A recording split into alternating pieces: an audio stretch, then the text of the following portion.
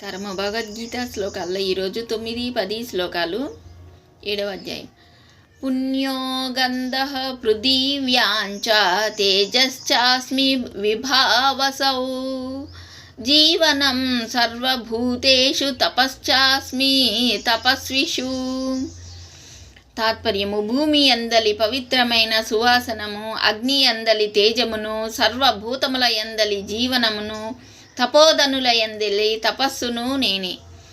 బీజం మాం సర్వభూతానాం విద్ధి పార్థ సనాతనం బుద్ధిర్బుద్ధిమతామస్మి తేజస్తేజస్వినామహం.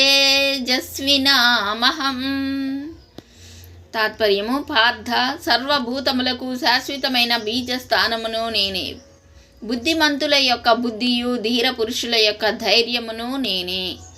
సర్వే జనా సుఖినో భవంతు.